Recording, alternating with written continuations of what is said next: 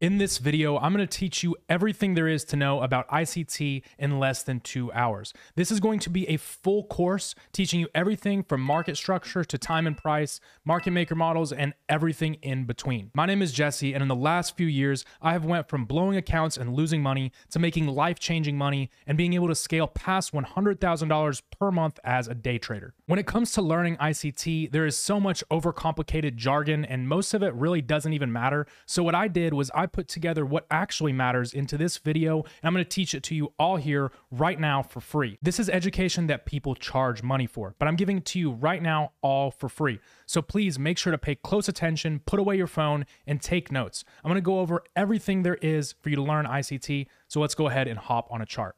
This video is going to piece together everything that you've learned about ICT into an easy to follow and simple strategy that you can actually use in order to trade.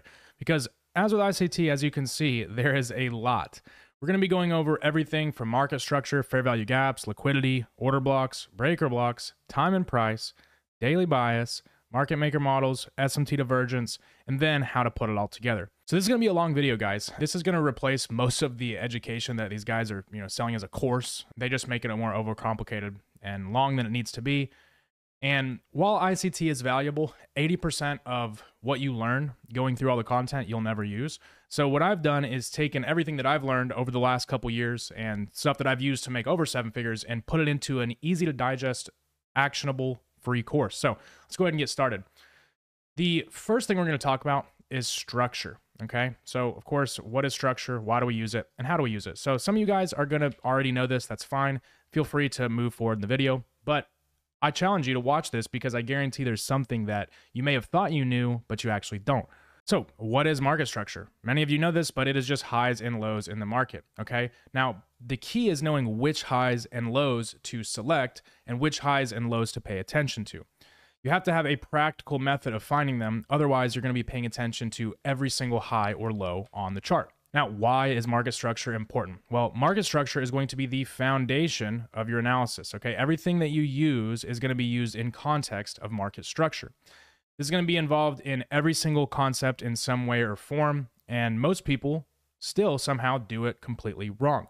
You see, if you're just using candle closes or you're just using, which highs and lows are being made to map market structure, I can go ahead and guarantee you that your trading will be very, very hard and you're going to have low probability setups. So first, I want to talk about a concept called manipulation and displacement. Now, this is what really made trading click for me because everything that you're doing with ICT revolves around one thing, right? That is that we are trying to figure out where smart money is going to trade. So in a range, if we have market structure forming, okay, and then we want to determine which way that the market is actually going to move, it's not going to be just every time a new high or low is made, okay? It's whenever the market is taking out liquidity, right? The whole idea of being an ICT trader or a smart money trader is learning to trade with the smart money. So let's just say smart money wants to get active in the market right here. Well, smart money is going to need a lot of liquidity in order to get active. So what they will do is they will manipulate the market to where stop losses are, usually under the low of a range or a very clean low, oftentimes with key levels like fair value gaps below it or breaker blocks or order blocks.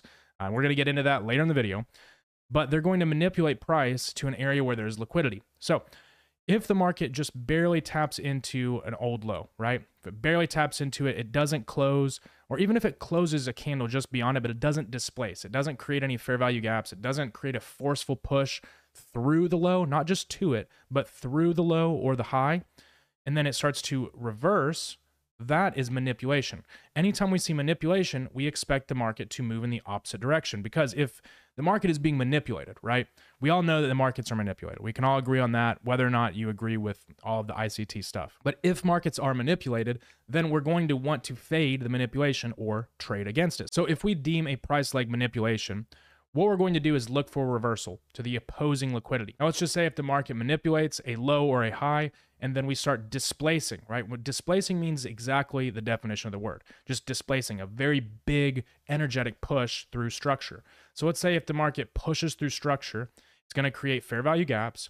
And once the market returns those fair value gaps, we can expect it to continue as long as the market is displacing. So understanding what structure the market is manipulating and what structure is being displaced gives you everything you need to know in terms of directional bias. Now, This is also known as internal range liquidity to external. And we're going to talk about that later in the daily bias part of this video. And just going to go ahead and throw this out there. If I say a term that you don't know, go ahead and rest assured because it will be covered in this video. I'm going to go over everything A to Z that you need in order to trade profitably with ICT. So to review, manipulation legs fail to displace or push rapidly beyond structure, and displacement legs, well, they displace or push rapidly through structure. If you get manipulation, you're going to look for reversal. So notice right here, the market pushed up through a high, and we did not form any fair value gaps. We didn't get a real energetic push. And what happened? The market reversed. Now, notice the reaction with this low. The market displaced through it, creating a fair value gap right there, and it continued, right? The market, whenever it displaces, it's going to continue, okay? Until we get manipulation, like we got right here. And then what happens? The market reverses. Not only do we get manipulation, but we got displacement. See how we created a fair value gap right there? So you can pair these two concepts together to get extremely high probability trades and understand which way the market's going. I mean, just look how consistently this works. We get displacement, we create a fair value gap, boom. Displacement, we create a fair value gap. The market does what? Continues at least through that next high. That's all you're looking for. Now, as soon as the market starts manipulating like it did right here, it didn't form a fair value gap, we can then expect a possible reversal. Now, you can go on lower time frames and view this little bit of price action, and what you're going to see is a displacement to the downside on the lower time frames, right? Now, this is how you're going to use structure to get bias and to confirm other ideas, because at the end of the day, that's really our job as ICT traders, or really any kind of trading, is you have, your key level, which you're expecting as support or resistance, and then you're using some kind of confirmation method. Our confirmation method is going to be manipulation plus displacement. Now, if you just use one or the other, it's lower probability. And at the end of the day, we want to make sure that we're taking the highest probability setups. And not only are we going to pair manipulation and displacement together, we're going to pair it with other concepts like fair value gaps, time and price, and numerous other things that we're going to talk about in this video to get the highest probability than when used alone. Now, this is where most ICT traders struggle, is because they know all these concepts, but they don't know how to put it together. And that is what inspired me to put this video together. So you just have the one video to kind of finish everything off and to put everything that you've learned together. If you want to download this entire board all for free, that way you have all of the examples, you have the mind map, all of the ebooks and everything, then go ahead and click the link down in the description and download it right now for free. Next, we're going to talk about a concept called impulse structure. Impulse structure is structure that forms with displacement and fair value gaps. Now, I want you to go ahead and repeat after me. Not all structure is created equally, okay? If you notice in this example over here, notice how the market has these big displacement legs. We're going to imagine there's a fair value gap here. There's a displacement. We push rapidly through a low. We're going to imagine there's another fair value gap there. But then look at this structure right here. Like the market's making higher highs, but it's not very rapid. It's not really pushing through. So that is manipulation, and we're not going to even consider that structure. In fact, the only structure you're going to consider is going to be the current impulse, because that tells you what the market is reaching for. When the market is displacing and pushing forcefully, it is reaching for something. And when the market is manipulating and it's not pushing forcefully, it's usually just grabbing stop losses only to reverse. Okay, so this red right here, this is the higher time frame. Now, the green is going to be what the lower time frame looks like on every retracement into an impulse. So we have impulse right here creating a fair value gap. We're just going to imagine there's a big fair value gap the market's pushing into. And then on the lower time frame, you're going to use this impulse structure paired with other concepts we're going to talk about to dictate when the market is likely to reverse and continue on the impulse. Because like we talked about, if the market impulses, right, if this market impulses right here, whenever we come down, we're expecting it to do that again. We're expecting it to continue. Because remember, displacement equals continuation. So if we know that, we can use the lower time frames and use things like market maker models and internal and external range liquidity to get daily bias and find trade setups. But the foundation of all of this is understanding manipulation and displacement along with impulse structure. So always remember that higher time frame impulses equal many lower time frame impulses, okay? It's going to be a lot of noise and a lot of structure on that lower time frame. That's why it's important you always use it in context of what the higher time frame is telling you, okay? Extremely, extremely important. Now, I want you to not even pay attention to any structure that isn't manipulation versus displacement or viewed as an impulse. So for example, the impulses here would be this, right? And then this, none of this, right? None of this is even paid attention to. You're in fact just looking to sell above the highs with confirmations that we're going to talk about later in the putting it all together part of this video. But you're going to be just looking to sell above highs since the overall impulse is bearish. Now we're going to use another tool called premium and discount to determine where the market is likely to reverse. And we're going to go over that in just a second. But I want you to always remember that all trends come to an end, and the way that we're going to gauge when impulses are likely to retrace or likely to expand is going to be a mix of premium and discount, and then something called internal and external range liquidity. So I want you to think about this. If trading is a business, then candles are your product. Now, if you have a product, do you want to sell it for a premium or do you want to sell it for a discount? Obviously, you want to sell it for a premium. Now, if you want to buy your product, do you want to buy it for premium pricing or do you want to buy it for a discount? Pretty obvious, right? But people don't think about this when they're trading because they're impulsive. So I want you to always take out your fib tool and mark out your impulse structure and pay attention to that 0.5 value. The settings you're going to need in order to do this are found right here. And this is in Trading View. You just go to the fib retracement tool and then you just mark these settings. And what that's going to give you is a tool that looks like this. It's just drawing the midpoint of a range. Anything below that is a discount. That's where you would look to buy if the range is bullish. And anything above it is a premium. Now, just because we have premium and discount doesn't mean it's always going to be sell, sell, sell from premium or buy and discount. You have to use the context, right? Notice how the market is bullish, right? The market's moving up, so we're looking to buy in a discount. And if you are scalping, selling anywhere down here, you would be very wary to do so once we get closer to that midpoint. Because again, remember, every trend comes to an end, and using premium and discount gives us a high probability of being able to determine where that trend will come to an end. All right, so let's go ahead and talk about fair value gaps. So we're going to talk about what they are, why we use them, and we're going to go over a simple and easy to use strategy because most of what you've learned is way overcomplicated and unnecessary. First off, a fair value gap is just a 3-candle formation with an expansive middle candle causing a gap between the wicks of candle 1 and candle 3. So in this example, we'd have candle 1, right? Then we'd have candle 2 and candle 3. Now notice this middle expansive candle leaves a gap between this wick of candle 1 and this wick of candle 3. Same right here, candle 1, 2, candle 3, and there's a gap. It's just the gap that big expansion leaves.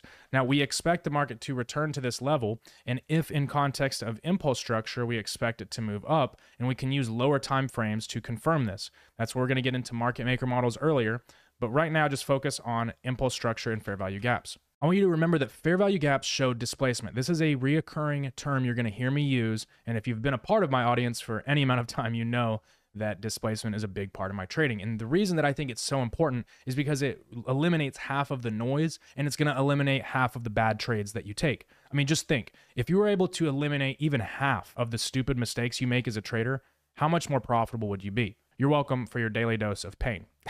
But you need to think like that because that is what trading is at the end of the day, is just eliminating errors more so than trying to add on, higher profits or higher returns. It's always about refining. And fair value gaps and displacement are going to help us do exactly that.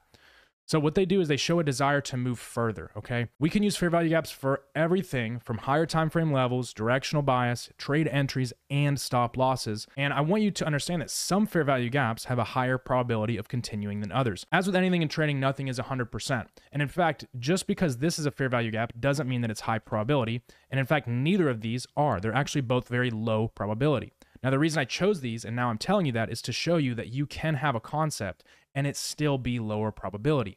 So many times do I see traders figure out a new concept, and then every time it pops up on the screen, they want to go and trade it and wonder why it's not working every time. And that's just because they don't understand trading, and they don't understand that trading is a game of probability. So you're going to be stacking different things, aka confluences, together in order to get higher probability. So why do we use fair value gaps? Well, number one, going back to our example of displacement, right? Fair value gaps show us displacement. Like we talked about before, we need a fair value gap to confirm a big push in the market and to confirm that the market is going to continue. Now, another concept that I've hinted at was internal range liquidity to external range liquidity. These are just abbreviations. So notice how the market is going to be moving from one of two things, okay? It's either going to be moving into a high, right, like this, and whenever it turns around, it's going to move into a fair value gap, which is internal liquidity, and from there it's likely to move back to a high, and it will continue on this course until the market is going to reverse. Usually the market reverses when we don't have fair value gaps. For example, look right here. The market moved from external liquidity right there. Where did it go? Internal in this fair value gap. Went to external, but then notice there is no fair value gap here. So then the market reverses and goes to external range liquidity. Now, fair value gaps are used to define internal range liquidity, and they're also extremely valuable whenever you're trying to find bias. And if you've been trading ICT for any amount of time, you understand that daily bias is 100% the hardest and most subjective part of this whole ideology. But we're going to talk about how to simplify that as well later in the video. For now, I just want you to understand that the market is going to be moving from fair value gaps to highs and back and forth and back and forth. Now, lower time frames, like we talked about with the impulse structure in this example, this is a visualization of us moving from those fair value gaps back to external range liquidity. We're going to use something called market maker models to determine how to trade this later in the video. Let's talk about some strategies on how to select which fair value gaps are high probability versus the lower probability. Now, if you notice right here, these are the examples that I showed you earlier in the video. Now, there's going to be something called a lack of consistency here. But what does that mean? Well, I want you to take a look at these high probability fair value gaps first. Notice how in this fair value gap right here, all of the candles are down candles, right? We have a down candle right there, a down candle right there, and a down candle right there.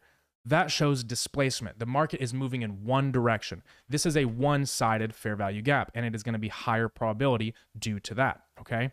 Now, if we're looking at any fair value gap, we always want to make sure that it's either one-sided or we have a break in structure gap, which we're going to talk about in a second. Now, if you have both of these, it's even higher probability, okay? So notice right here, we have an up candle, up candle, up candle. That's a one-sided gap. Up candle, up candle, up candle. That's a one-sided gap, okay? So one-sided gaps are consistent in the type of candles. They're all either up close or down close. This shows that the market is consistently reaching in one direction. Now, the reason that this is important, again, displacement, right? Everything comes back to displacement if you look at it in the right way. And obviously, these have a higher probability to continue than other fair value gaps. Let's talk about a lack of consistency or two-sided gaps. They're going to be indecisive candles, meaning they might have some up close and some down close. This is showing a lack of display, so the market is kind of just inching. And even though there's a fair value gap, it's not really confident in its direction, right? The market isn't really pushing. It's not that one-sided displacement you want to see when the market is high probability and moving in one direction. Your job as a trader, I'm going to reiterate this throughout this entire course, is to understand when you have higher probability conditions, okay? Every tool in your arsenal is just doing that. That's what a trading model is, because nothing is 100%. So all you're trying to do is get the best odds.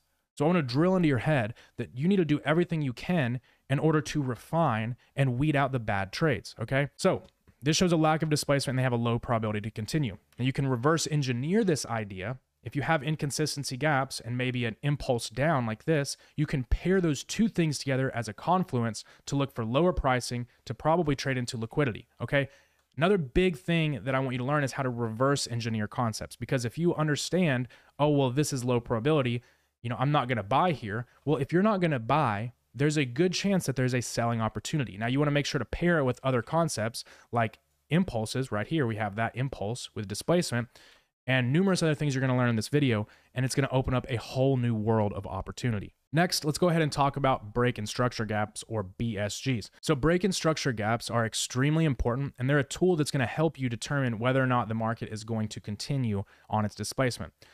Even if it's an old break and structure gap with old structure, you want to pay attention because that fair value gap took structure, right? It was a candle that broke structure. So it's very, very important. It pushed us across a line at one time. So if the market comes into this fair value gap and it's a one-sided gap, look at this. We have down candle, down candle, down candle. That would be 2 times the probability. Now, I'm not saying every fair value gap that is a break and structure gap will work. And in fact, if they get inverted, which we're going to talk about inverting fair value gaps later, if they get inverted, you can actually use that as a tool to trade in the opposite direction, because if the market is going to continue, this fair value gap should hold. So if we can pair together having both one-sided gaps and break and structure gaps, those are the highest probability fair value gaps, okay? You can just have either only a one-sided gap or only a break and structure gap and it work. But the higher probability is when you combine them together. That's another concept that I want to push into your mind, is that if you combine things together, you're going to have more confluence or more confidence in a trade or a bias or whatever you're trying to draw out on the chart. Just like we just talked about, a failed break and structure gap, if we invert it, notice how we closed above it. At that time, you can immediately look for the market to trade higher, okay? Immediately look for the market to trade up into the liquidity beyond that fair value gap, because if the market was bearish, we should not have inverted that, okay? You can see right here, when the market inverted that, the market then uses it as a level of support and then trades higher, okay? Now, inflection points are another confluence you can use by extending out the structure that was taken and seeing how the market reacts at that level.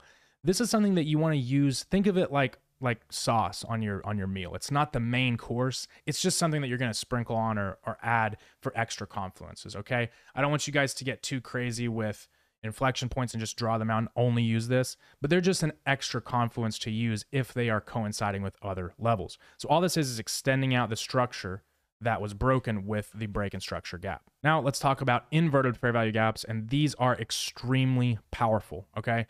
An inverted fair value gap is simply when the market closes or inverts a fair value gap. There's an old saying that ICT used to say. It was that the wicks do the damage and the bodies tell the story. Now, what does that mean? Well, in a fair value gap, it is okay to see wicks into it. That doesn't mean anything that the fair value gap is going to fail.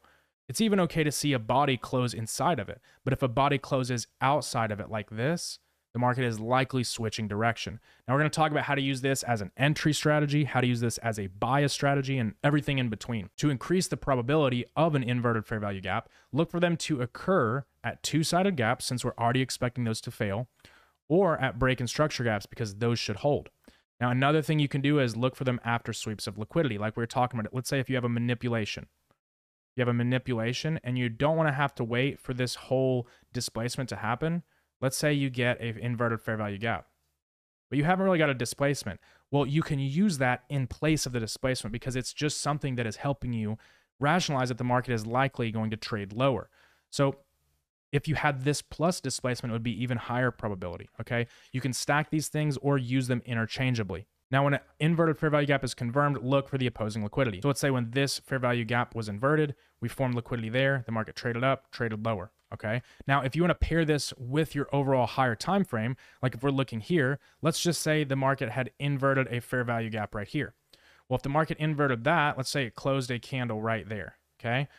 At that time, you didn't just have to look for this opposing liquidity. You could pair it with your overall higher time frame impulse to look all the way up here. And you can see that that's a massive difference in terms of your overall target and the amount of money you can make off that trade. All right, so now let's talk about liquidity. This is something that gets overcomplicated, and I'm going to simplify it into really all you need to know. We're going to talk about what it is, why, and how to actually use it. So liquidity definitively is the ease at which an asset can be bought or sold. Remember, we were talking about the example up here. If you're a large market participant, let's say wants to buy a gazillion shares right here and they're not for sale, we're going to have to manipulate the market down to where they are because there's ease of buying down here. There are enough shares or enough contracts or whatever you're trying to buy. If you're a market maker, there are enough of that down here for sale in a liquidity pool, right? There's a pool of liquidity, okay? So that is what liquidity is. Now, why is it important? Well, if we are trading smart money concepts or ICT, we're trying to trade as the smart money. And where would the smart money buy in a bullish market? Well, they want to buy from sellers, right? They have to push the market where there are sellers, which is going to be under lows, okay? So if we are bullish based on other things that we're doing on the chart to form bias, then we want to buy under lows, aka sell side liquidity. Sell side liquidity just means under lows, okay? Now, in a bearish market, we want to sell to buyers, right? Where are there going to be buyers? Well, there's going to be breakout buyers. If the market moves above a range, the people are going to try to buy the breakout. But more importantly, there's going to be people who are shorting, but then they get stopped out, and that is the equivalent to a buy. So if you're bearish, you want to sell above highs, and if you're bullish, you want to buy below lows. Now, you can apply this concept in a myriad of different ways. For example, whenever the market is impulsing up, remember we had these examples where there's not really any structure we want to pay attention to. Those are the lows that you want to buy under, okay? Going back to this example, which we're going to revisit a couple times, let's say if you were bearish in this market right here, you would be looking to sell above these kind of highs because the impulse is bearish. So anytime you're popping above structure, sell above that high and then ride it down to the next low. Vice versa, if you were bullish right here because the market is impulsing up, you would look to buy below lows because you want to buy below lows. Ideally in key levels like fair value gaps or any of the other levels like order blocks or breaker blocks that we're going to talk about here in just a minute. So back to this example of internal and external range liquidity. We're not going to sit here too long because we already went over this, but external range liquidity is just going to be highs or lows. Internal range liquidity is fair value gaps, okay? Very simple. The market is moving to one or the other at all times. And you can go from the top down in order to get a clear bias. You always want to start at a higher time frame like a weekly and then move down until you have clear bias, okay?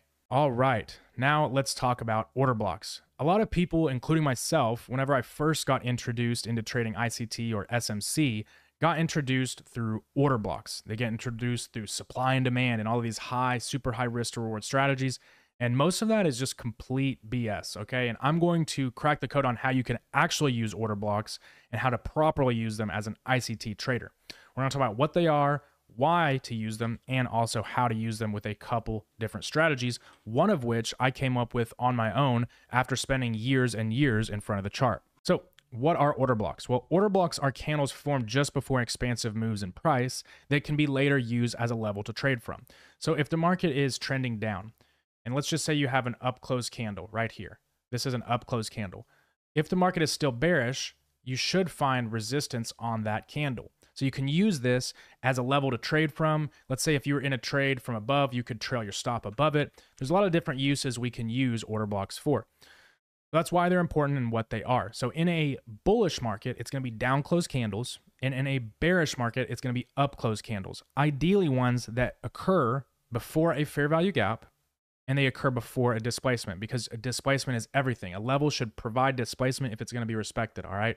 So let's break this down a little bit further. So order blocks are going to be critical price ranges where institutions engage or buying or selling against retail trends, okay? So remember we talked about taking out liquidity. So if the overall institutional bias is bullish, right? The big dogs want to push price under a low, they're going to have to sell and create that manipulation in order to do so.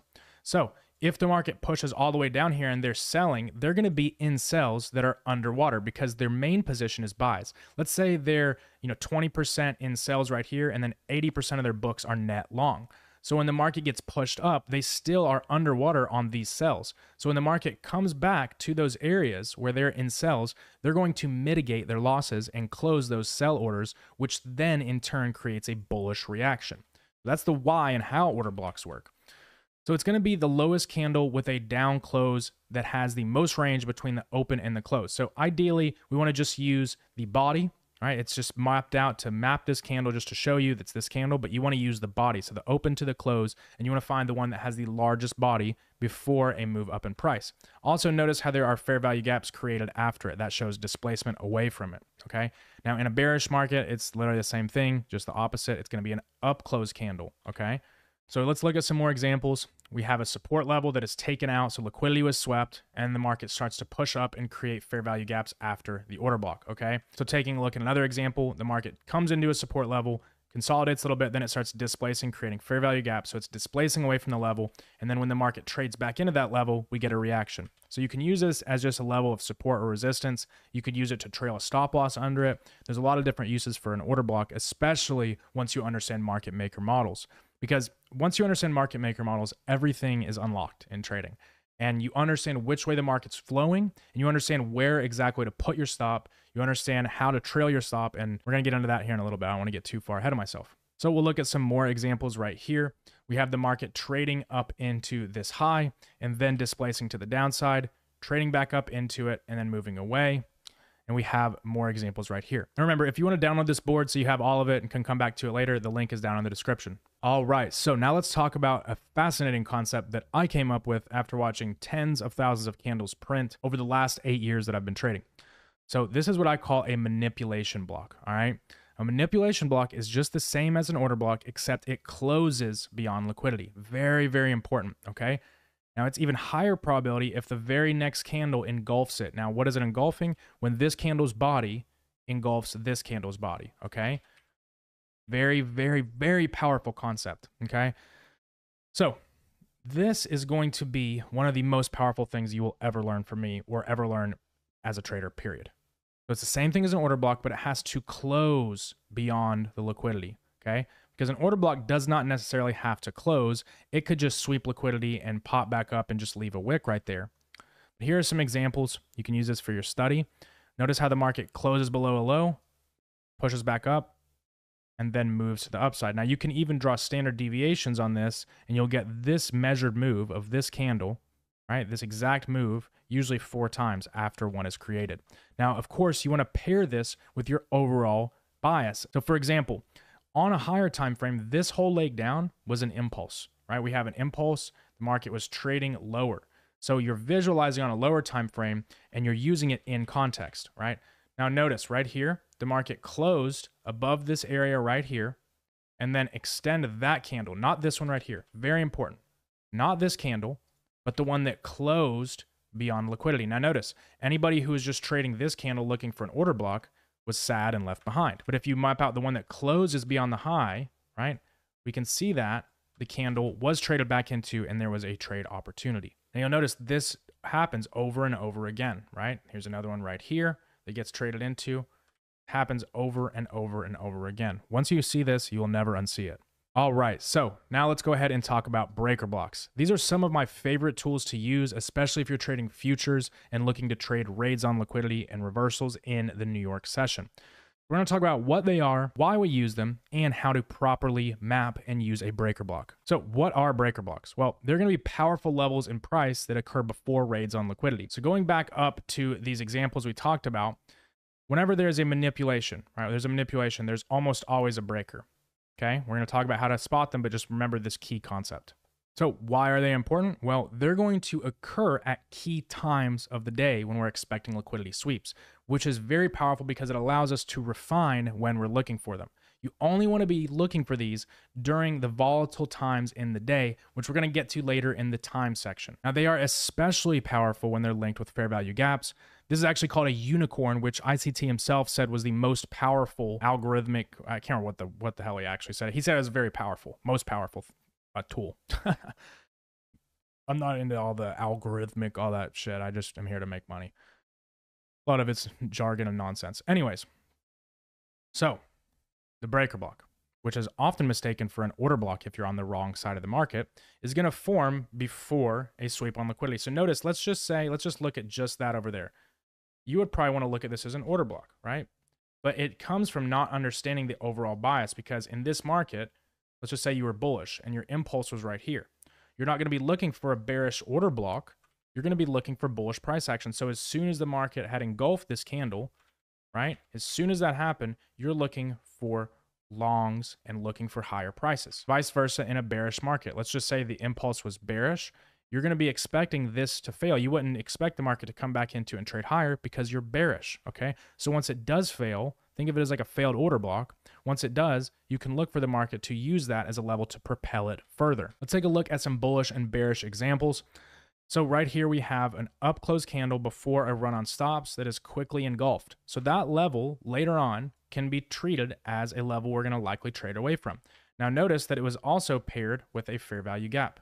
That makes it a unicorn pattern, which is extremely powerful. Now right here we have a breaker block that occurred before a sweep of lows. So that is going to be a bullish breaker block. You extend that out in time. And after it was engulfed, now pay attention. This did not activate it because the candle wasn't engulfed.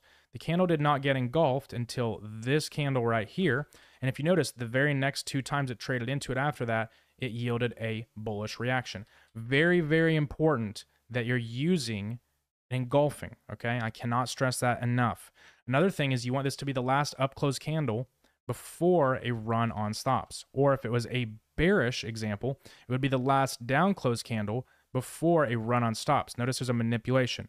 So another way to determine whether or not there was a run on stops is going back all the way to the first thing we talked about, which is manipulation and displacement. Look, manipulation and displacement can be used in everything you do. I said that at the beginning of this course. I will continue to say it, and I want you to always remember that. Just like right here, we have manipulation and then what? Displacement. So manipulation plus displacement, you can look for breakers, you can look for fair value gaps, and you can look for any other things that you're looking for in price. But it has to be in context, okay? That's the most important thing I want to teach you guys. So the unicorn model, which is what we talked about, the fair value gap, you want to just make sure that we have our sweep on liquidity, aka manipulation. Then you need a displacement creating a fair value gap, okay? So notice how we have a fair value gap. This zone right here is now a unicorn zone. It's two levels paired together. Now, why is this so important? Well, a lot of people, I think, miss the value of unicorn models. They understand that they're powerful and you could trade from them, yes. But the reason they're powerful is it's just you're combining multiple confluences in one. And a lot of ICT traders don't understand the power of just getting probability simply by how many confluences do you have? How many things do you have telling you the same thing, right? All right, now we are going to talk about one of the most overlooked and misunderstood parts of ICT, and also one of the most fascinating, which is time. Okay, time is going to do unlimited things for your trading in terms of refining the amount of trades you're going to take, in terms of looking for what liquidity is to be swept, in terms of looking for what kind of behavior to expect in a price session or in a day, and also to understand the overall cycle that the market is always going in. Okay, we're going to piece together a lot of concepts here. We're going to talk about the power of three. We're going to talk about what time-based liquidity is and everything in between. So simply put, time and price just refers to the analysis that traders can do using time. Now, why is this important? Well, again, we're going to be able to figure out when we're looking for certain behaviors in price, which levels to trade from, and when to expect expansion versus consolidation. Pay very close attention because this is extremely important, and we're going to be using this heavily in our putting it all together section, which is going to be the trading plan. So first, you must understand the power of three. So the power of three is what refers to candle formation, okay? Every candle, I want you to understand that every candle has a wick. Every candle has a body, every candle has a wick. So let's just say if you're trying to get in on this weekly candle, you're just trying to catch the weekly expansion. Your goal is to get in on this wick. Now, what if I were to tell you that this wick is not only likely to happen, but it's likely to happen at a certain time of the week? And you're going to be able to use time to identify which reversals are high probability in terms of being the low or the high of the week. Now, you can do this with a daily candle. You could do this with a 1 hour candle because price is fractal and so is time, okay? Everything you're doing should revolve around time. So we're looking for accumulation at opening prices, and we're looking for manipulation on a lower time frame than the one you're viewing the candle on to form that manipulation versus displacement at a certain time of day. And then you're going to be able to trade the distribution, okay? Now, opening price is also very important because if the market is forming a wick, it's going to have to move beyond the opening price. So paying attention to the opening price is going to tell you everything you need to know. You can kind of use it as a barometer. If the market's bearish, it should sell off from above it, okay? And if it doesn't, then you might be wrong on your bias. So again, you can download this whole board. I'm not going to read every word of this and this whole ebook, but essentially, the market is going to move from accumulation to manipulation to distribution, okay? So distribution and manipulation is what you want to trade. You want to stay away from accumulation. You want to use the range that's formed here in order to trade, but you don't want to be trading in this because if we're going to be in accumulation, right, if the market is ranging, we're likely to move out of that before getting the true move. So the manipulation would be this move up, and the distribution would be this move down. That's oftentimes going to happen into a higher time frame level, and it's going to happen beyond the opening price, okay? The accumulation phase, a candle is going to look like this. Now, I want you to remember that every bullish candle once was bearish if it has a wick, okay? It once looked like this, right? So this is the manipulation phase. Now, if you're bullish in the market for this time period, whether it's a day or a week, if you're a day trader and let's say the daily candle looks like this, you should be looking for a buy because that bottom wick is very likely to be created, okay? And you don't have to necessarily catch the entire expansion or the entire range of the candle, but you can place a good bet if you see your entry model, if you see multiple confluences telling you to buy and there's no wick created, then you're likely able to get an opportunity, okay? Now, this is oftentimes going to occur into a higher time frame level like a fair value gap, okay? Now, distribution phase is when the market has been in their position and we have a rapid expansion. In distribution, you're just going to be looking to trade into fair value gaps and catch continuations. Okay, so a very key concept to learn. Accumulation, you're going to have a range forming. Manipulation, you're looking to trade liquidity rates. You're looking to trade manipulation, right? But once we displace out of that and we are in distribution, you shouldn't expect the market to come back under lows. You should expect the market to just trade from internal to external. This is a concept that a lot of people mess up and they get left behind watching the market do exactly what they wanted to do, but they don't catch it because they're waiting for some run on liquidity because they don't understand time. So again, in the manipulation phase, you're looking to buy liquidity rates or sell them if you're bearish, but you're looking to trade liquidity rates. Once the market distributes, yes, you can trade lower time frame rates, but essentially you're expecting the market to stay within its impulse. Now notice how it's so important to pay attention to the impulse because you have all of this noise that can get manipulated and you still move up because you're trading in context of this range and price. And look what happens when the market comes to a discount and you come under a low, like we talked about before, buying under lows. This is where you look for trade entries, okay? and you understand the market is likely to continue because it's in distribution. And we're going to talk about when distribution is and all of that here in a second, but it's important that you understand the concept before we get into it. Now, the bearish example, we're not going to just break down the same thing again because it is the same thing, all right? So let's talk about the actual framework and execution of this. So step one is you want to determine the overall trend. You want to have your bias. Now we're going to talk more about daily bias, but I've already taught you a lot of what goes into daily bias, which is manipulation and displacement and internal and external range liquidity, okay? So if the trend is bullish, you're using this manipulation to anticipate lower pricing. You don't find your bias based on this. You're going to find your bias based on the higher time frames and use this as a complement. So let's just say you come into the market right here. When you start sweeping out under lows, you're looking for a displacement up to then trade up higher, okay? Because you're expecting the market to accumulate and then manipulate to the downside. Because if you're bullish, you're expecting manipulation to the downside. Now, you can simply just trade from, like let's say if you're a lower time frame trader and you're trading a manipulation, you can just trade to the bottom of the accumulation range. You don't even have to catch that whole distribution. In fact, most of the times you can just trade this, okay? Now, whenever you're using this to trade, you need to understand that it's just kind of a guideline. You don't have to catch the whole entire move. It's just telling you which way the river is flowing, so to speak. Now, once the market is moving down and you're in distribution, you want to make sure you're only executing trades in alignment with the identified trend, okay? You have to wait until the market is clear. Okay, this is very, very, very powerful if you can master this. And it's not, I won't say it's the easiest thing to master. I won't sit here and tell you that this is so easy and you should understand it immediately. And if you don't understand it, that's fine. Just keep watching this and go test it on price, right? Test it out. This is what I use live trading with my group every single day. Okay, this is going to unlock the next level, so to speak, of trading. So we'll look at some more examples. Let's just say if you're bullish on this day. Well, any sweep under time-based liquidity, which we're going to talk about in a second, but is the high or low formed during an accumulation phase, any sweep lower, you're going to be looking for the market to do what? The market to give you a confirmation. So what do we have here? We have an inverted fair value gap. Not only that, we have a displacement, right? Look right there, we have a fair value gap. So you have two things telling you could have taken a trade right there and looked to target the top side of this range. Or let's imagine the market was bullish and had an impulse in the higher time frame. You can use all of this to then trade up higher into that level, right? When you use the higher time frame, you can extend your target. Now, notice the opening price, okay? When the opening price occurs and the market moves away from it and moves against it, let's just say if you're bullish, the market is moving bearishly away from opening price or below it, trading into a higher time frame level, right? There's a fair value gap here, and taking out the accumulation lows.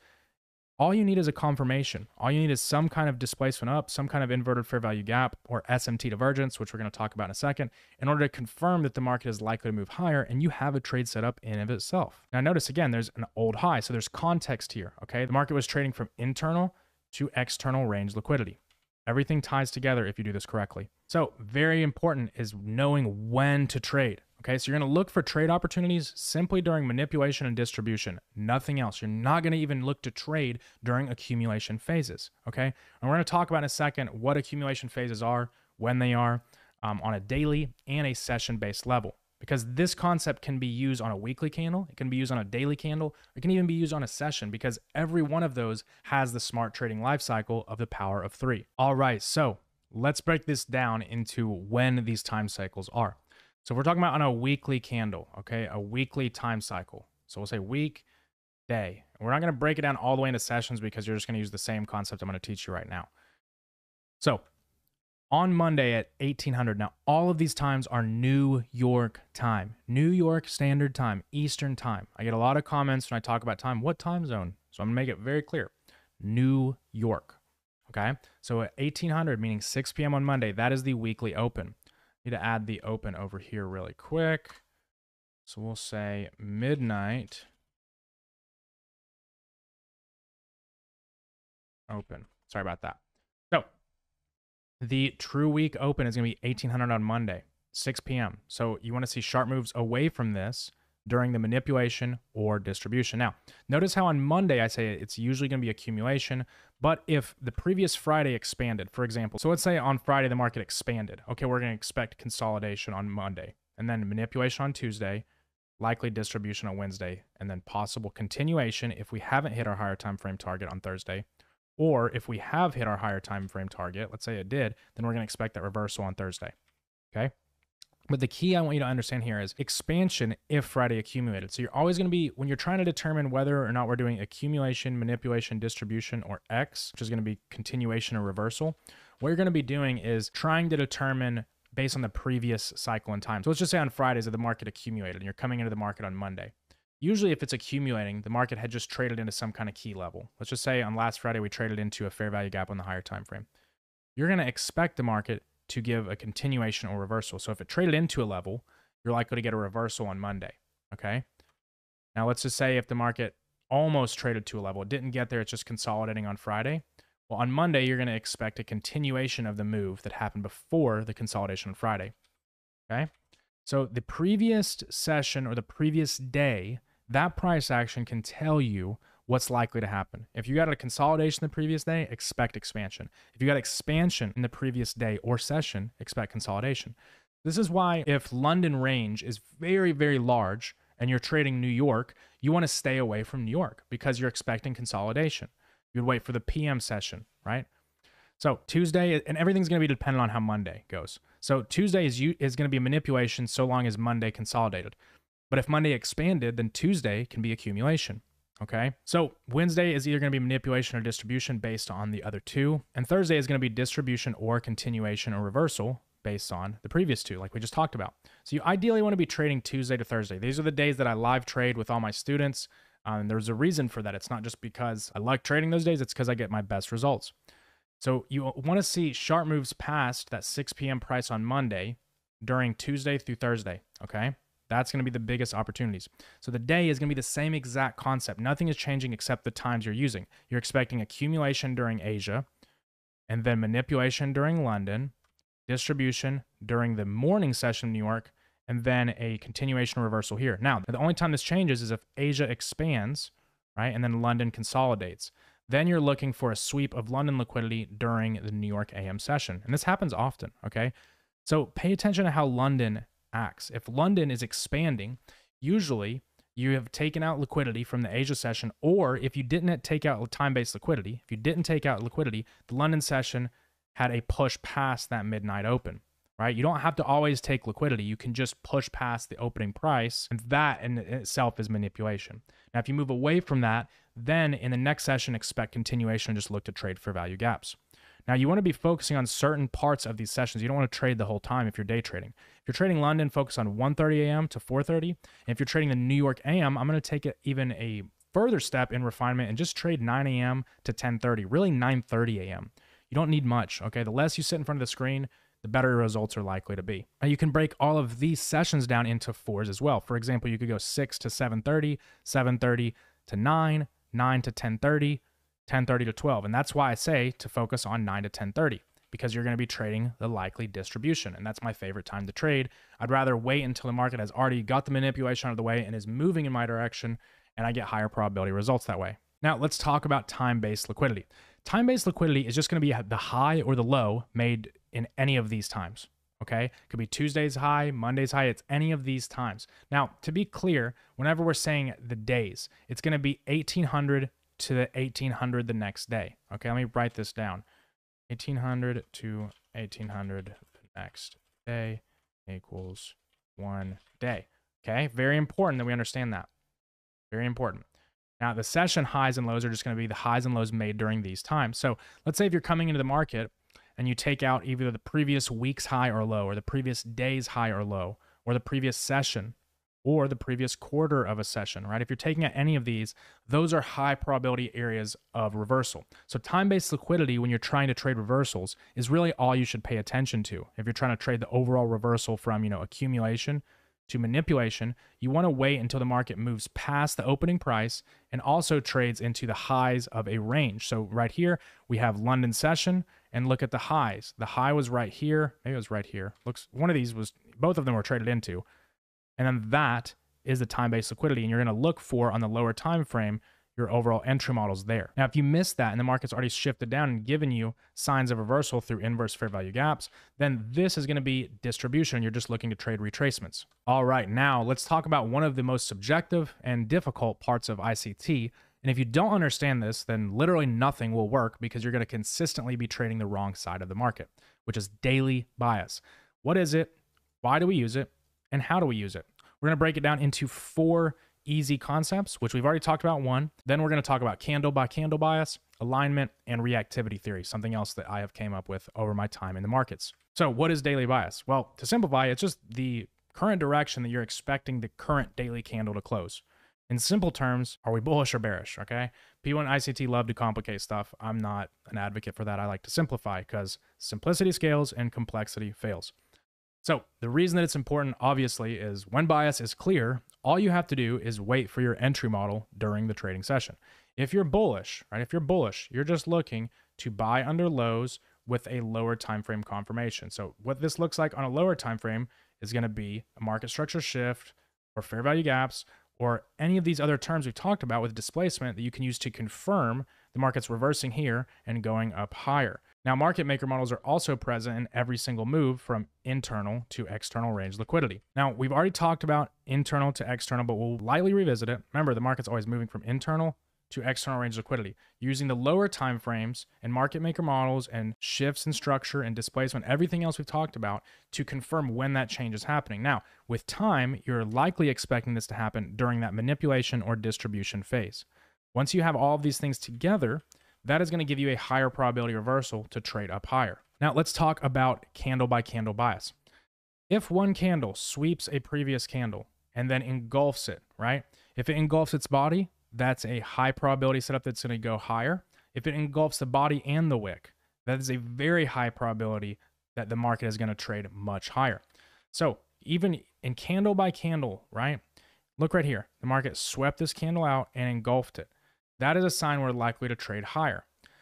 If you're trading from internal to external liquidity, right? Let's just say the market had been bullish already, right? And the market traded into some fair value gap that was created, and you have this accompanied by that, you can anticipate the market is likely to trade higher according to the bias, okay?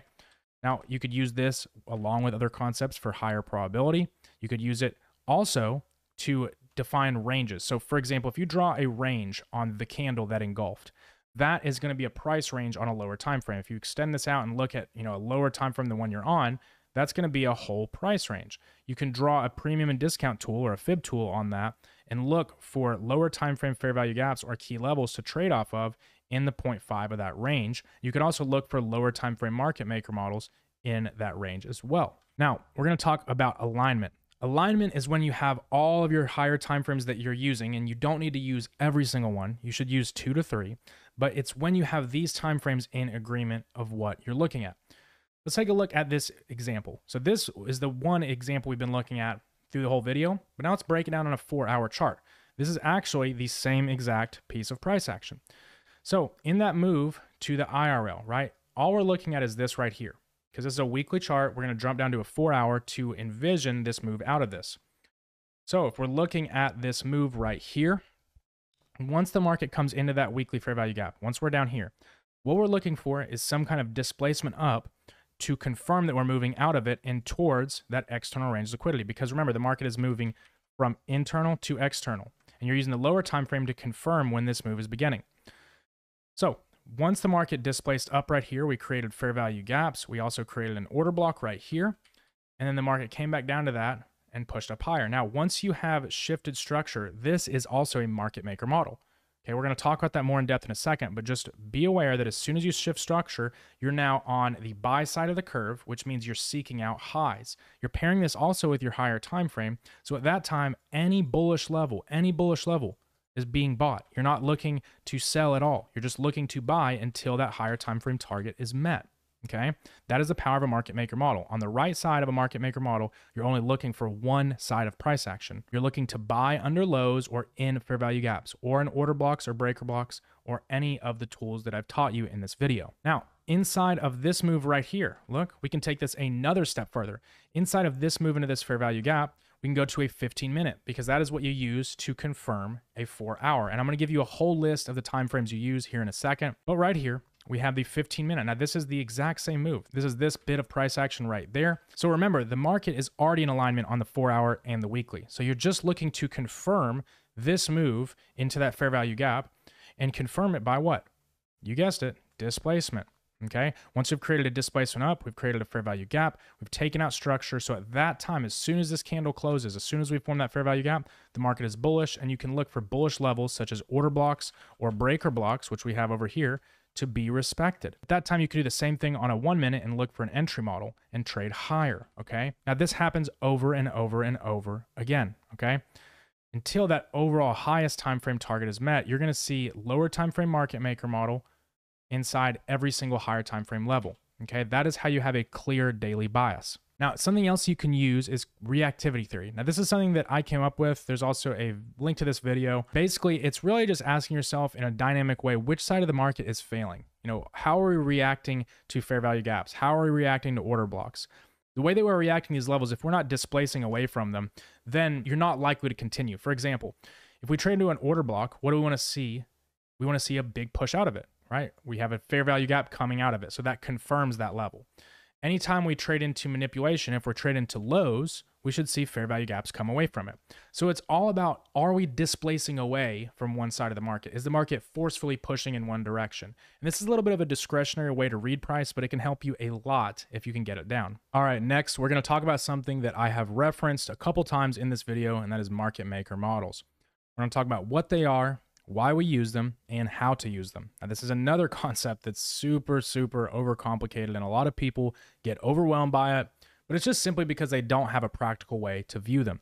So we're going to talk about how to use them to plot out every single move from internal to external or vice versa, because every time that this happens in a higher time frame, a lower time frame market maker model can be used to confirm it. Now, all it is two consolidations leading into a reversal aligning with this. I can't stress enough how the context is the most important part, because if not, you're just trading patterns, and we are not pattern traders, okay? So market maker model is just a strategy to visualize retracements and expansions on a lower time frame. The reason we use them is they identify what side of the curve you're on and confirm your higher time frame bias. Now, they help you with trade entries and stop loss placement as well. This is the alignment, or these are the time frame pairings you should use. Okay, if you're using a higher time frame fair value gap or a high or low, you should be using the ones on the left side of this. And to confirm them, you're going to be looking for market maker models on the right side. Okay, forgive me my beautiful drawing there. So we'll say the market moved up into this area, right? And there was a fair value gap on the way up. So we're expecting the market to move from external range liquidity. We'll say we took out a high over here, created a fair value gap. Above that area, we're expecting a consolidation, and then we're expecting a retracement, right? Just like we talked about in the very, very beginning of the video. This in itself is a market maker model. You just didn't realize it at that time. Or maybe you did. Maybe you're more advanced than most people, but most people just see it as this simple, perfect formation, but it's not. It's just a retracement or an expansion, okay? There's a market maker model here, and there's a market maker model there. So it's going to be two or more consolidations on the way down into an internal to external move, or an external to internal move. Now, I will say trading the ones from internal to external are easier for beginners, so I recommend just sticking with that until you have that mastered. So on a higher time frame expansion, and you have a fair value gap, you're looking for a lower time frame market maker model confirmed by that market structure shift, which is just a displacement or a change in impulse structure. So if we have impulses down, whenever you get to that impulse and you displace up, creating a fair value gap, at that time, once you cross that line, you are bullish. And all you're looking to do is buy under lows, or buy in fair value gaps. Plus, if you have a combination, notice we have an impulse structure right here. We'll say there's a fair value gap. You bought under lows and in a fair value gap. Now, what you can do as well, let's say if you got in down at the bottom of this, let's say you took a trade down here or right here in this fair value gap, every time the market sweeps out lows, trail your stop. Sweeps out lows, trail your stop. Or if the market puts in SMT divergence, which we're going to talk about in a second.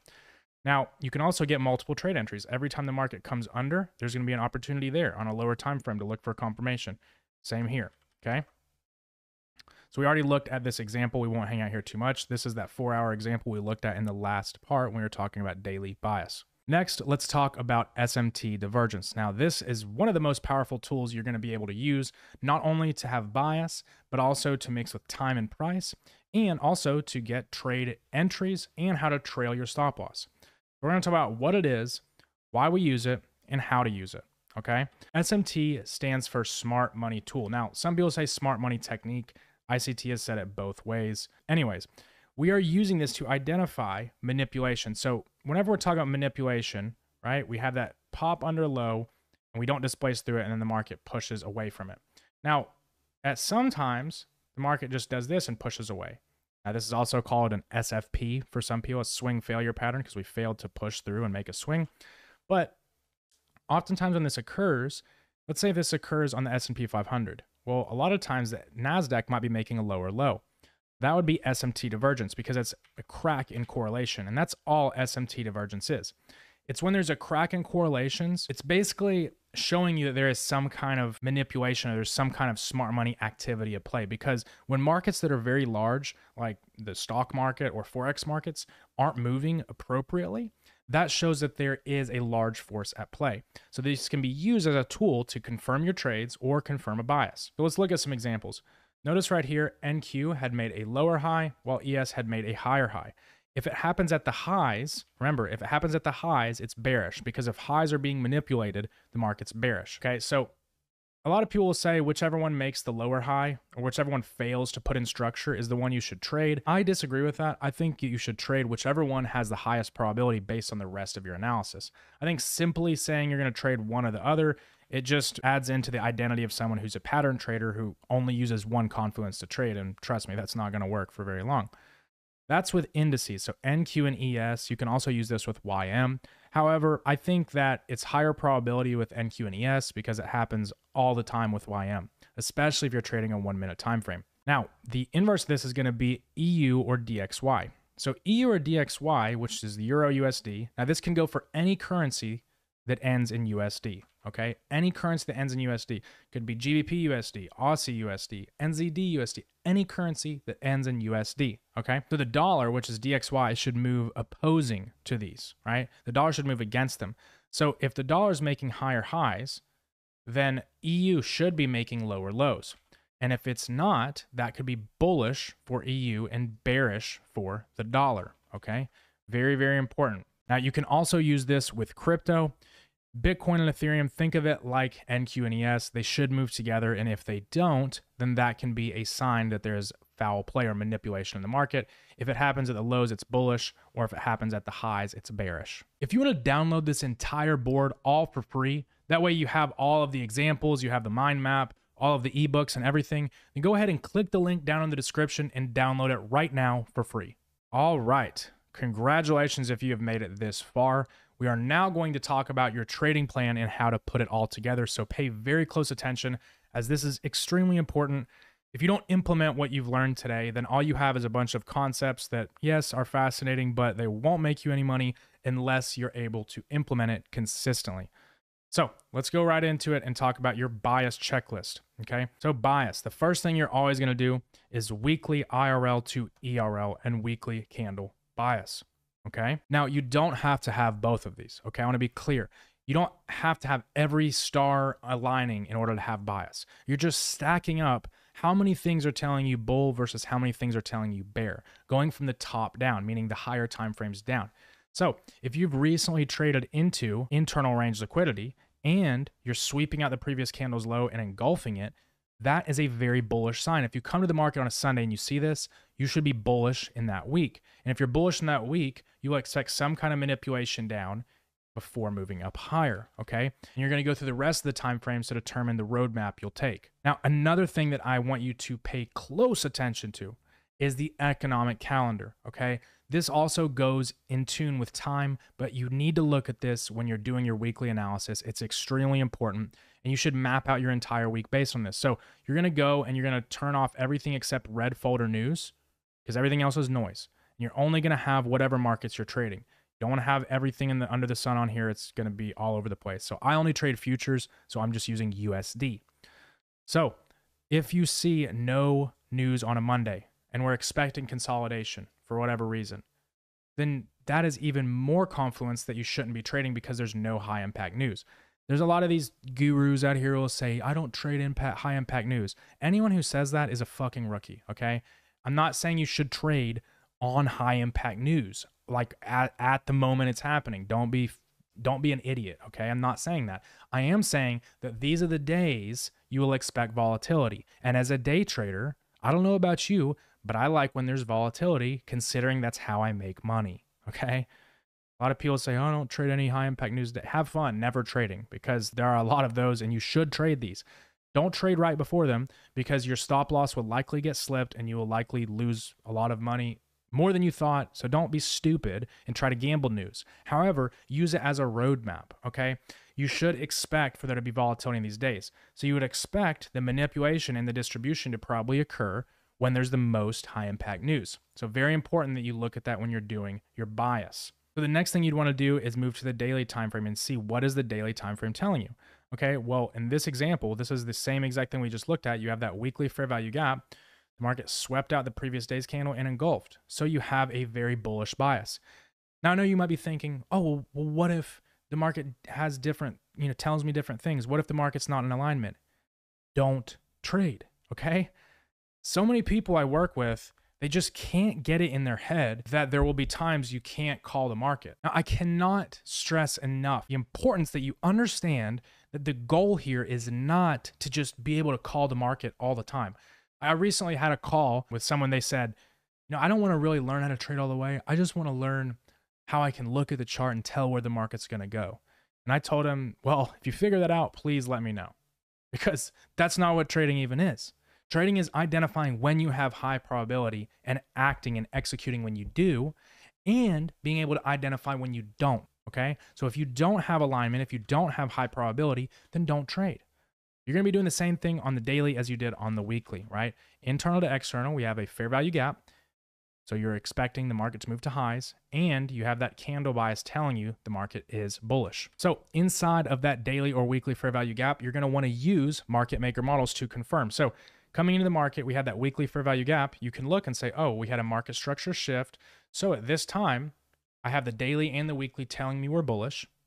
And I have this overall market maker model telling me we're bullish. High probability. So at this time, you're just looking for 15-minute market maker models, or going back to the pairings I told you earlier, right? Whatever internal or external you're using the lower time frame to the right of these to look for market maker models to then plot out and navigate the sessions and trade your trades, okay?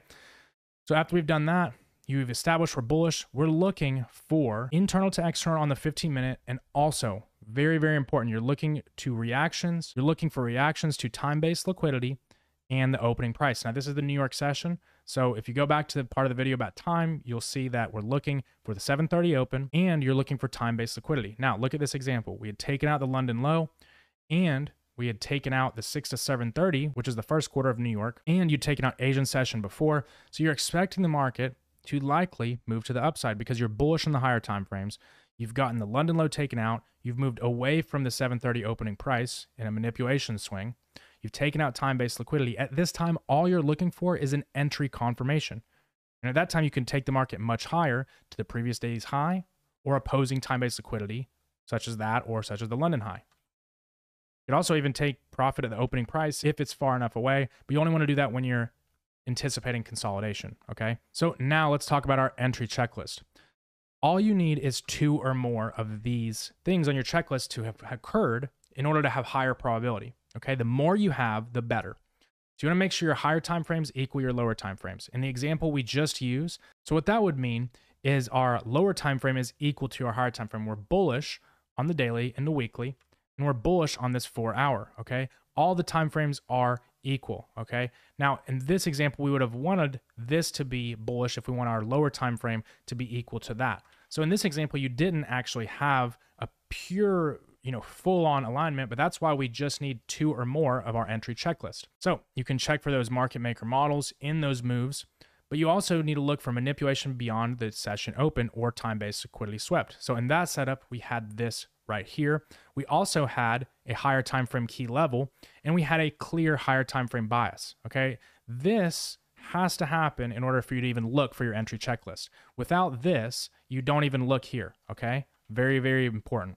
These don't apply if you don't have a clear bias. So you have 2 or more. Now, the one that is required here is a lower time frame confirmation, because you need some kind of shift or something telling you that the market is going to move in your direction on top of these other confluences you have here or here, okay?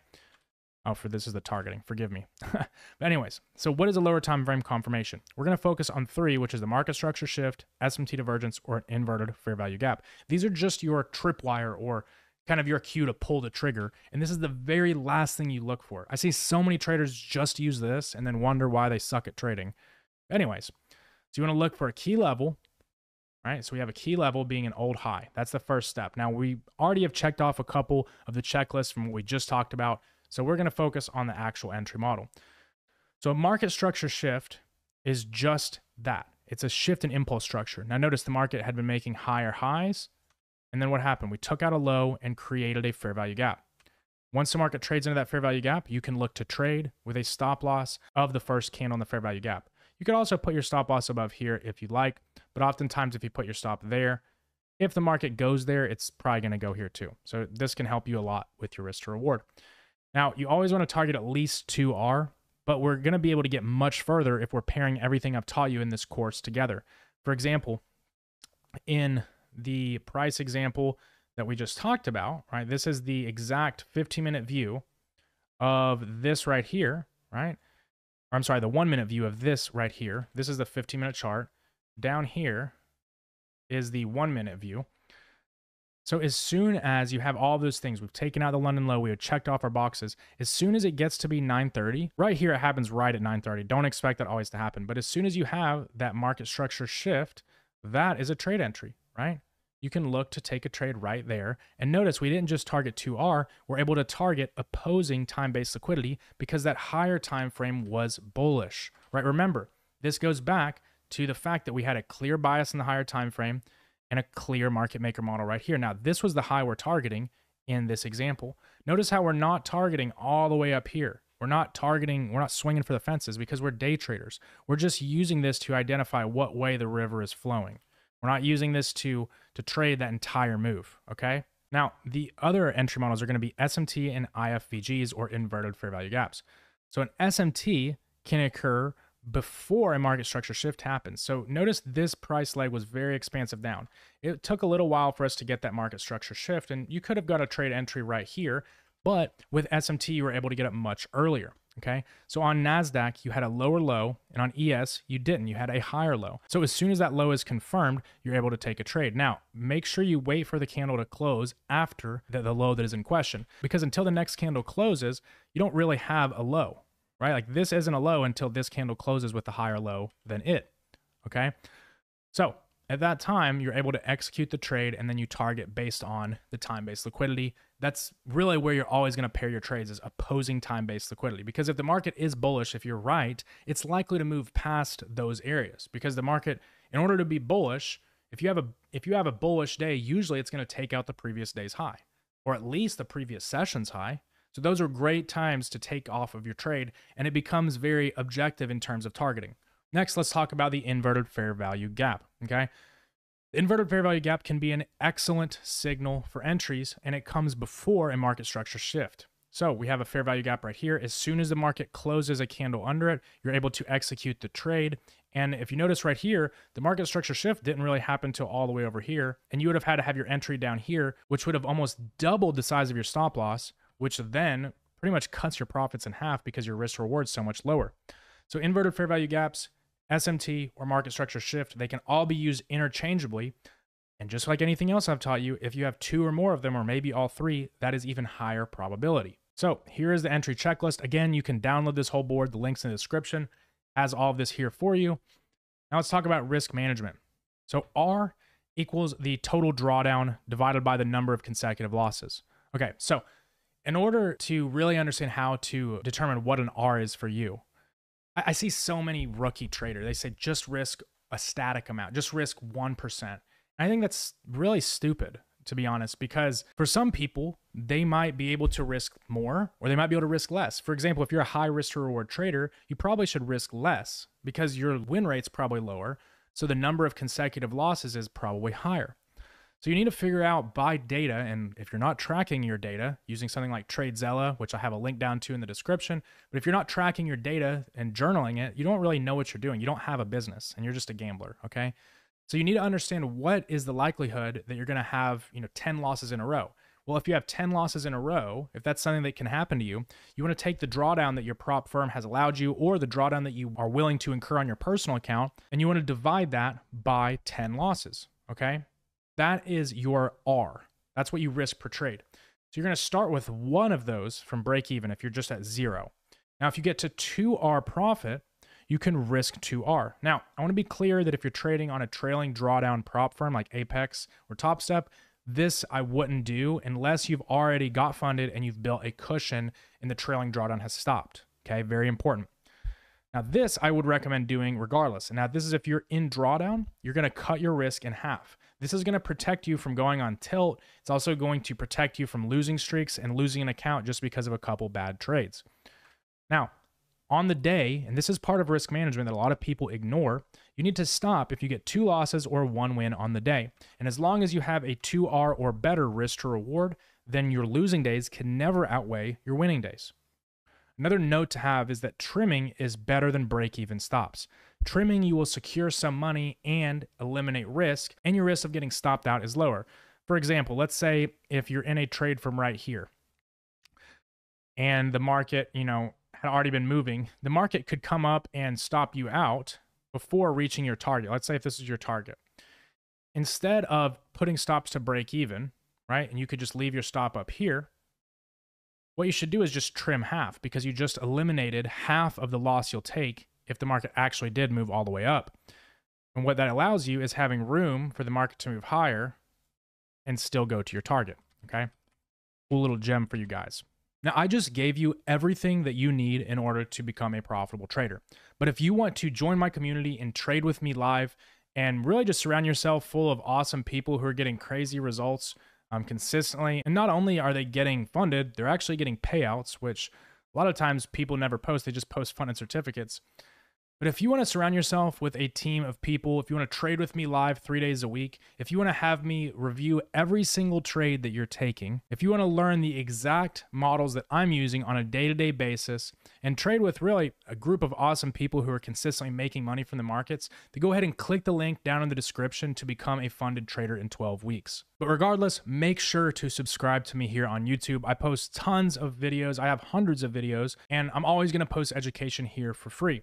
If you want the link to the board that I used in this video that has all of the ebooks, all of the examples, and everything that we went over, that way you can study it on your own time, then go ahead and click the link in the description to download that, all free of charge, totally free. I want to give that to you. That way you can study it without having to come back and watch this long video again. And if you made it this far, trust me, you are way beyond most people because I think the average time that people watch a video is usually like 10 minutes. So if you've made it this far, you are leagues ahead of everyone just in terms of attention span, and I just want to congratulate you for that. I also want you to remember that trading isn't easy. You're not just going to get this overnight, and you just learned a lot. So pretty normal to be overwhelmed. Rewatch the video if you need to. Ask me any questions in the comments. Let me know of any other topics you'd like me to make videos on. And until the next video, go ahead and study, and I'll see you then.